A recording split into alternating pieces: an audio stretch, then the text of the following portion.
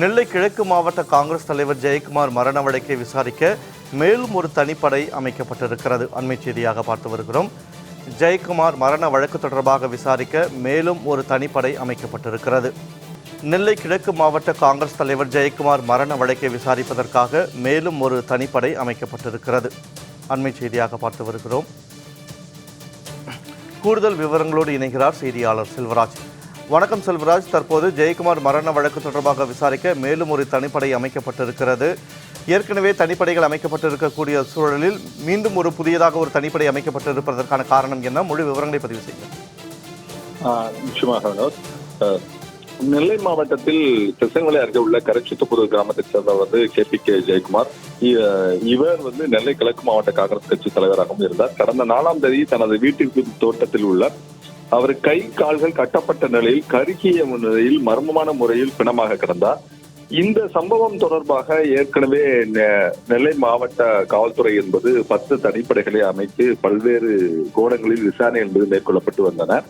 மேலும் KPK ஜெயக்குமார் தலசிங் கை கால்கள் கட்டப்பட்ட நிலையில் அதே இடத்தில் தடயவியல் துறையினர் மற்றும் கைரேகை நிபுணர்கள் மற்றும் பல்வேறு சிறப்பு காவலர்களும் நேரடியாக சென்று அந்த பகுதியில் தங்கள் ஆய்வுகளை மேற்கொண்டார்கள். மேலும் பல்வேறு சோதனையில் இதுவரை பல்வேறு கோணங்களிலும் சோதனைகளிலும் எந்தவித தடயங்களும் சிக்காமல் போலீசார் திணறி கொண்டு வருகிறார்கள். ஏற்கனவே 10 DSP தலைமையிலான தனிப்படைகள் அமைக்கப்பட்டு பல்வேறு கோணங்களில் விசாரணை நடத்தப்பட்டதாகவும் மேலும் பல முக்கிய அரசியல் கட்சி நிர்வாகி ஒருவரிடமும் விசாரணை நடத்தப் போவதாகவும் தென்மண்டல IG கண்ணன் ஏற்கனவே தெரிவித்திருந்தார். இந்த நிலையில் 4ஆம் தேதி அவரோட உடல் என்பது மீட்கப்பட்ட நிலையில கிட்டத்தட்ட இன்று 16ஆம் தேதி ஆகிறது. இதுவரை அவருடைய மர்மமான முறையில் உயிரிழந்தது தொடர்பாக எந்தவித தடயங்களும் விசாரணை மேற்கொள்ள முடியாத சூழ்நிலையில தற்போது புதிதாக ஒரு ஆய்வாளர் என்பது நியமிக்கப்பட்டுள்ளார். ஏற்கனவே 10 DSP தலைமையில 10 தனிப்படைகளில் இருந்த போதிலும் ஆய்வாளர் சாகுல் ஹமீத் தலைமையில மேலும் ஒரு தனிப்படை என்பது இன்று அமைக்கப்பட்டுள்ளது. இந்த தனிப்படை போலீசார் ஏற்கனவே சேகரிக்கப்பட்ட தடயங்களின் அடிப்படையில் போலீசார்கள் விசாரிக்கப்படுவார்கள் என்பதும் கூறப்படுகின்றன. இந்த தனிப்படை போலீசார் இன்று நேரடியாக அவரோட கரைச்சுத்தபுரம் கிராமத்திற்கு செல்ல உள்ளார்கள். அங்கே சென்று அவரது மனைவி மற்றும் மகன்களிடம் முதல் கட்டமாக விசாரணை என்பது துவங்கப்பட உள்ளதாக கூறப்படுகிறது.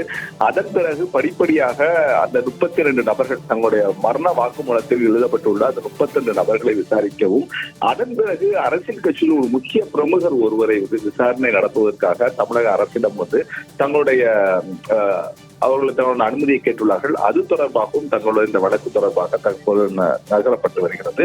தொடர்ந்து இந்த புதிதாக நியமிக்கப்பட்டுள்ள சாகுல் ஹமீத் தலைமையிலான தனிப்படை போலீசார் இன்று முதல் தங்களுடைய இந்த விசாரணை துவங்கப்பட உள்ளதாகவும் இவர் ஏற்கனவே பல முறை தனிப்படை அமைப்பில் பல்வேறு வழக்குகளை இவர் முடிவுக்கு கொண்டு வந்துள்ளார் என்பது குறிப்பிடத்தக்கது.